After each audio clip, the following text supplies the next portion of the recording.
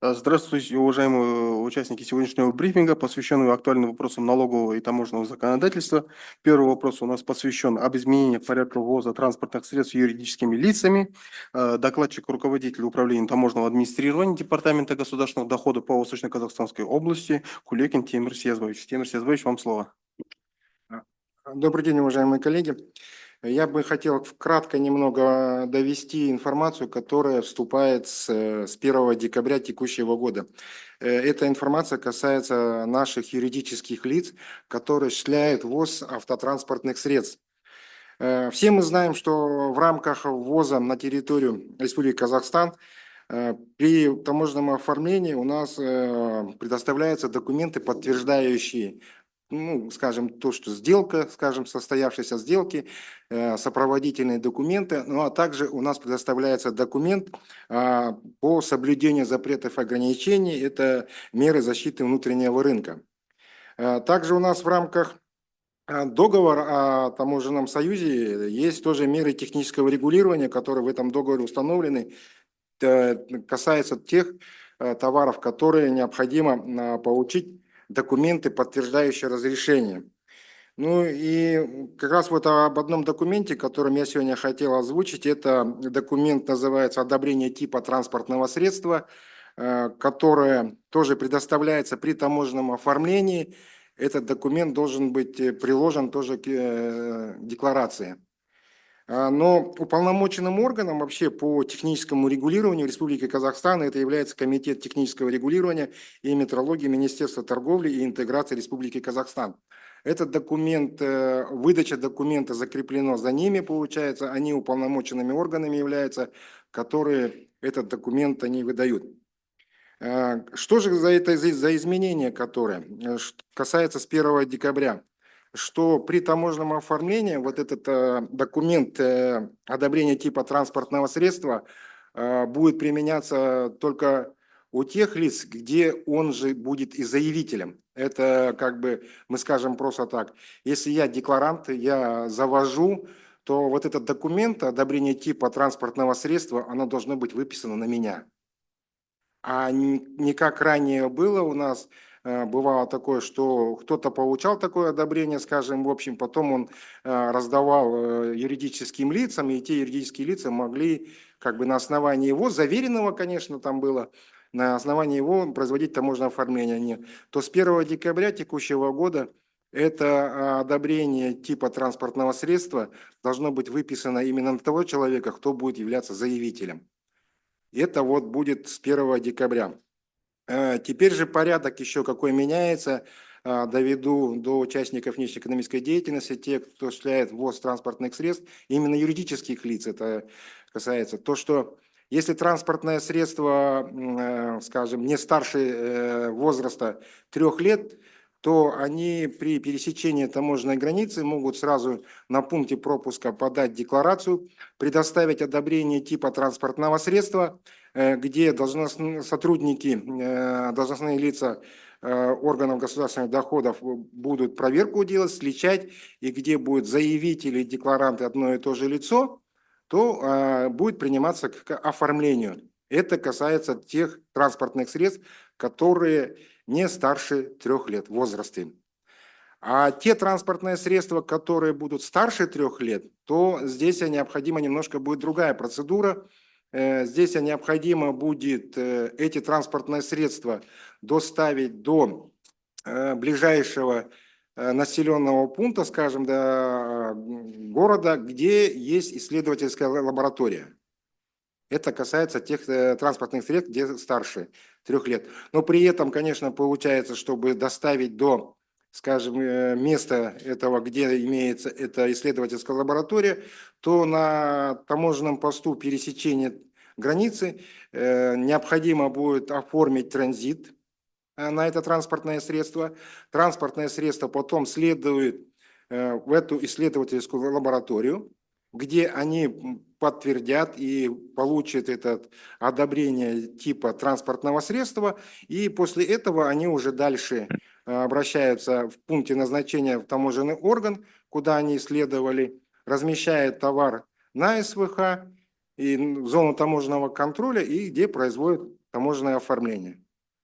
Это вот касается то, что вот новые изменения с 1 декабря текущего года юридическими лицами, кто осуществляет ввоз транспортных средств. Это такая краткая информация у меня. А можно вопрос? Вы сказали, что в первый ближайший населенный пункт, где находится лаборатория. А что за проверку они проводят? И что будет предметом? Да, они также, эта лаборатория как раз будет проверку эту проводить на техническое состояние транспортного средства, которое, ну, подтвердить надо, они должны получить этот документ одобрения типа транспортного средства. Это в рамках технического регулирования. Ну, могу сказать, что у нас, конечно, к сожалению, в Усть-Каменогорске такой исследовательской лаборатории нету, но самая ближайшая у нас находится в городе Семипалатинске есть. А если такую справку предоставят иностранная лаборатория? Это нет, надо проехать именно в лабораторию нашу, где наши будут там проводить. Это именно лаборатория наша, направляется она в нашу лабораторию, которая находится на территории Республики Казахстан. Понимаете, у нас правильно, потому что нас в первую очередь как бы интересуют как бы перевозчики, Да. да, которые постоянно занимаются Мгм. ввозом больших грузов там, транспортных средств, самосвалов, Да. пассажирских транспортных средств, часто там привозят, возможно, даже и такие неисправные, то есть они все должны будут привозить, проходить лабораторию в соответствии и только потом оформлять, ставить транспортное средство Да. на учет, я верно понимаю, да? Да, но если я говорю, это свыше возраст 3 лет. Да. До 3 лет он может заранее получить, потому что это же серийные выпуски идут, он заранее может получить на общий объем какой-то транспортных средств этих, то до 3 лет он может не проехать в лабораторию. Он на таможенном посту, орган, где пересечение границы, там же у нас таможенные органы расположены, он там же также может сразу оформить и с предоставлением, конечно, этого документа одобрения типа транспортного средства, где наши будут проверять. Этот документ, он же когда выдается, одобрение типа транспортного средства, это мы не просто так берем и смотрим, что вот, да, это вот выписано на такое-то лицо, мы ее проверяем, потому что есть реестр, который ведут вот комитет вот этого технического регулирования, они ведут вот по таким документам, реестры ведут, и они вносятся в базу. Специальная база, где наши сотрудники имеют доступ до этой базы, они же, получается, на конкретное лицо выдано, они имеют номер регистрационный, получается. Наши сотрудники проверяют его по этой информационной системе, имеется ли в наличии такой документ, и это лицо, которое там прописано, ну, на кого выдано, фактически, если это все подтверждается, и транспортное средство не старше 3 лет, то таможенное оформление будет производиться сразу на пункте пересечения границы. А электрокар это тоже относится, да? Ну, электрокар, Это к всем транспортным средствам, которые будут перевозить юридические лица. боюсь, что это автоматика как бы удорожание ведет. Ну, Но на уважаемые слушатели, сегодняшний если- день, как бы, ну, у нас и оно так и так, технические средства, они все, на сегодняшний день все транспортные средства, они предоставляют эти документы. Просто немножко порядок по возрасту изменился, что новое это новое, что это сразу можно иметь одобрение типа транспортного средства на границе, а то, что немножко старше 3 лет, да, там надо его подтверждать, она будет уже исследовательскую лабораторию будет проезжать туда, а там уже исследовательская лаборатория, которая контролирует уже комитет технического регулирования, а они уже будут там проверять и подтверждать или одобрять будут это, получается. И после чего только они будут приходить, ну, в таможенные органы для дальнейшего оформления. Просто раньше мы как бы ориентировались по евронормам, там Евро-3, Евро-4 были. Ну, сейчас Ага, Евро-5. получается сейчас, да. Сейчас Получается, сейчас Евро-5. уже там Да. конкретно Требования больше. конкретно по возрасту. Да, я могу сказать, что у нас даже факты были в этом году, что транспортные средства мы задержали на границе, которые не прошли Евро-5, и там надо дополнительно их переделывать, вопрос ставить, получается, потому что вот это комитет технического регулирования, у них там есть, ну, свои лаборатории, свои, они не подтвердили его Евро-5. Это факты есть, это делается в связи с защитой нашего рынка, чтобы как бы технические средства, они все-таки это транспортное средство как бы высокой опасности, скажем, и чтобы они были исправными полностью, чтобы это было для здоровья нашего населения. И вот именно в этом направлении как бы вот такое правило введено, что с 1 декабря только те будут возить, и у кого будет УТТС именно на заявителя оформлено. Или же старше 3 лет через лабораторию только. Требования по Евро-5 еще остались. Ну, требования остались, да. Уважаемые участники, есть вопрос по повестке дня, по вопросу повестки дня? Если нет, переходим к следующему. Администрирование налога на добавленную стоимость в рамках Евразийского экономического союза. Докладчик, руководитель управления администрирования налога на добавленную стоимость в рамках Евразийского экономического союза Омарбаев Ержан Советлов. Ержан Советлов, вам слово. Қайырлы күн, құрметті тыңдаушылар. Добрый день, уважаемые слушатели. Сегодняшняя тема администрирования НДС в рамках ЕС. Ну, у нас в рамках экспортного контроля больших изменений не было.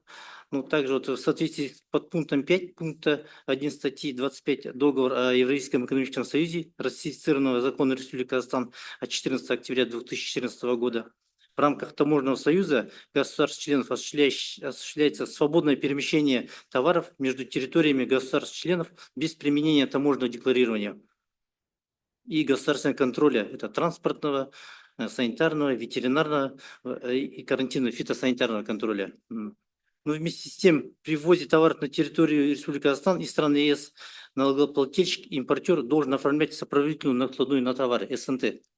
Должен обязательно. И на портале ЕС СФ, это электронный счет фактура, при этом электронный документ должен быть зарегистрирован на портале до пересечения товаром границы, государственной границы. Но при пересечении государственной границы в информационной системе сотрудники органов госдоходов в автомобильных пунктах пропуска осуществляют подтверждение СНТ, а по ЖД не осуществляется, так как ЖД сейчас не контролируется. Ну, еще одна новость. Сейчас идет пилотный проект. Это в Джамбульской области, станция Луговая, и у нас ВКО, станция Шаманаиха. Пилотный проект по ЖД. Так как на автомобильных пунктах пропуска у нас ведется контроль, и сейчас пилотный проект ведем по ЖД. Ну, пока только вот в октябре 2017 начали, пока это все в пилоте. Так, еще много вопросов поступает по запретам и ограничениям, потому что это меняются запреты. На данный момент 4 запрета, это актуальные, это вывоз лома и металлов, и драгоценных металлов, лом и отходы. Потом некоторые виды лесоматериалов. Еще до 31 декабря 2024 года введен запрет на ввоз яблок с третьих стран и с таможенного союза. И 4-й запрет – это по пшенице запрет. Вот основные такие вот интересуются, которые налогоплательщики, это вот запреты и ограничения. А также еще актуальный вопрос по специфическим товарам идет. Это товар двойного назначения. Сами понимаете, что сейчас санкции на Россию, чтобы не были наложены нам вторые санкции, вторичные санкции на Казахстан, это идет усиленный контроль. Ну, это чтобы налогоплательщик понимал, специфический товар – это товар двойного назначения. Допустим, тот же двигатель, он может использовать такие в мирных целях, допустим, в машине, в автомобиле. Также может и в танке, там, еще где-нибудь там, на БМП, там, такие товары. Те же запчасти, те же вот летательные аппараты. Как называется? Который снимаешь? Да, квадрокоптер, да. Сейчас большой такой акцент идет, чтобы в Казахстану не выставили вторичные санкции, акцент на специфические товары. И еще одно изменение, вот мы с 31 января на нашем посту УБА карго рухсат, это электронная очередь, внедрили электронную очередь, чтобы было удобно, чтобы не было скопления автомашин, чтобы не было беспорядка, кто без очереди. Все это электронная очередь уже внедрена, уже в боевом режиме работает. Так. Если есть вопросы. К нам обращался предприниматель буквально вот месяца 2,5 назад по вопросу у него по вывозу пестицидов. там закрыли. Мы ему рекомендовали обратиться с жалобой непосредственно в ваш департамент. Вы не в курсе? Просто забыл наименование Так, нам предпринимателя так, по вывозу пестицидов, которые используются широко в сельском хозяйстве. по выводу из Казахстана в Россию. Да. Мгм. Я посмотрел в законе о вот этом о специфических требуется- товарах и товарах двойного назначения, но там конкретно не было расшифровки, то что, чтобы я конкретно вот применил, вот у меня есть технические характеристики вот, пестицидов, Мгм. которые там химикатами и так далее, и посмотрел по закону, там, в принципе, у меня не сходилось, но все-таки проблема была именно как раз таки вывести Но если, товар. да, это заключение выдает у нас этот МИР, ну сейчас это называется строительство и как называется, да, переименовали. Раньше Министерство индустриации и выдавали. Да, По промышленности и средства индустрии. выдают, да. Если он туда должен принести все описания, документы, и тогда они подтвердят специфическими товарами именно занимается вот эта организация. Министерство. Они- У да, него да. есть еще комитет точно так же, с таким, точно таким же названием. Да, вот они выдают там заключение. Если оно подлежит двойному назначению, тогда они должны взять лицензию. Просто, понимаете, закон как бы новый, и Да. предприниматели не совсем понимают, как с ними работать. Раньше вывозили без проблем, и сейчас такое было, что товары попали как двойное Ну да, назначение. да, сейчас такая практика идет, что включают, еще новые включают Да. товары. Ну, Да, за потому этим что- не уследишь. Да, за этим не следишь. Но это надо следить, и тот, кто этим занимается, он должен всегда контролировать, сам следить. Ясно. Да. Мгм. Уважаемые участники, есть вопросы? Вопрос очень интересный. Если нет, наверное, закругляемся. Всем спасибо за участие. Сотрудникам департамента также отдельное спасибо за освещение данных актуальных вопросов. Спасибо.